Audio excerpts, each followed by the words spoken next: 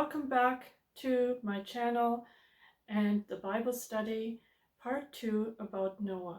We were in chapter 6 and verse 14. That's where we left off, and we're going to continue and talk about the ark today. Now, I found out that in Kentucky there is a replica in a theme park of Noah's ark and has the exact measurements as the ark, and inside they built everything with cages and how everything would have functioned and how they fed the animals and how Noah would have worked everything in the ark at the time he was in there. And the ark is 515 feet long and 85 or 87 wide and 51 feet high, and has 3 decks in total. About your plans to build the ark. And then the day came when I finally made it over and I rounded that corner and I actually saw it. I mean, it's overwhelming, and when you look at pictures, you just can't appreciate the size. In fact, when I show people pictures, I have to zoom in and say, those are people there. Those things that look like ants, they're human beings, you know? Well, think about the length of this for the moment. It's 1.5 times the length of a football field. It's half the width of a football field. That's 3.3 million board feet of timber. Wow. So it's 510 feet long, 85 feet wide, 51 feet high. From ground level here, where you see there's people walking, from ground level to the top of the roof is 7 stories, but to the top of the bow there is 10 stories. It is the biggest what's called timber frame structure in the world. Well, I want to look at all that. So let's go inside, Ken, and I want you to take me to some of your favorite exhibits and help people understand why it is you put this thing up.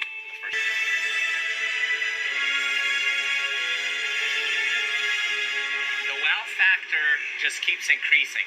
So tell us what's going on. Located. You know, there's a feeding system. There's order. In fact, we have exhibits on how he could have looked after them and fed them and be able to take away their waste. Oh, great. Well, let's keep going. Show me. Ron Wyatt wrote a book about Noah's Ark in 1959, and now I'm going to talk about his discoveries. All the world to see was this boat-shaped object, and we had, shall we say, I've been studying ancient history and archaeology since I was 15. But anyway, I was familiar with aerial photography, and this looked like a boat. And Professor Arthur Brandenberger of Ohio State University had said it was a boat, period. This is the photograph that was in the Life magazine. Picture here, this is upside down, but in the right-hand lower side, as you look at it there, are some dark objects that are protruding from the boat.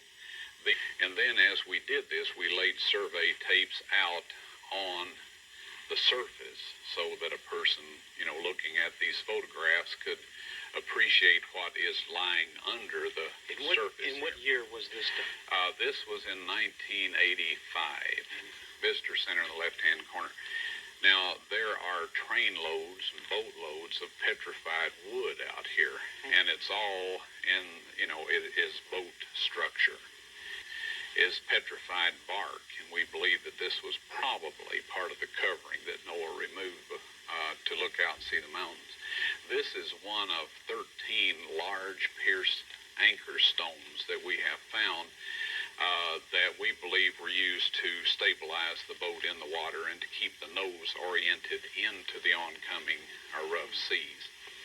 Now, we have hundreds of feet of radar scans, different depths all over the boat, around the sides, from the outside in, from the inside out. And from that, we built this model, scale model of what the boat was like before it, shall we say, became buried and fossilized. I'm going to make a few quotes from the Matthew Henry commentary. We have here Noah distinguished from the rest of the world, and a peculiar mark of honor put upon him. When God was displeased with the rest of the world, he favored Noah.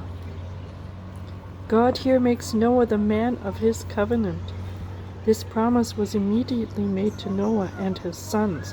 They were as trustees for all this part of the creation, and a great honor was thereby put upon him and his, the covenant of grace that God would be to him a God, and that out of his seed God would make to himself a people, wherein also he was a type of Christ, to whom it was owing that the world stands, by whom all things consist, and who preserves mankind from being totally cut off and ruined by sin. In him the holy seed is saved alive, and the creation rescued from the vanity under which it groans. Noah did not go into the ark till God bade him. Though he knew it was designed for his place of refuge, yet he waited for a renewed command. Here are a few more quotes from the pulpit commentary. The description of Noah is very similar to that of Enoch, just and perfect in his generation, that is blameless in his walk before men, which is saying much of one who lived in a time of universal corruption.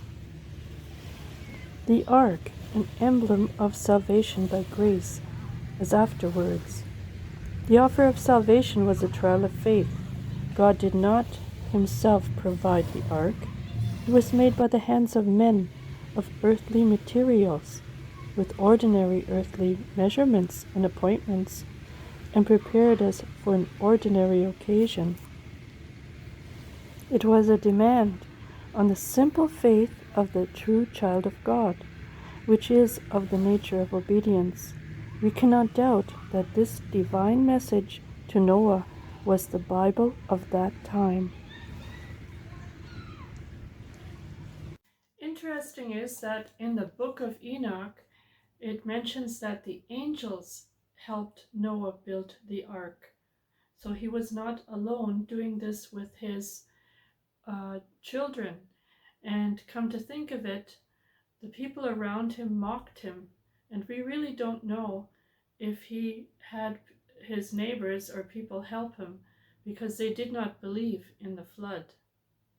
So as we know, God led the animals into the ark, and Noah and his family went into the ark with all the animals, and they were saved from the destruction from the big flood. Now also, because of the flood, the atmosphere of the earth had changed, and after the flood, people did not live as long as they did before the flood. So my dear brothers and sisters, I hope that this study has helped you, and the research I've done has given you some more insight on Noah, and we will continue in the scripture next time. And I just want to say blessings to you all.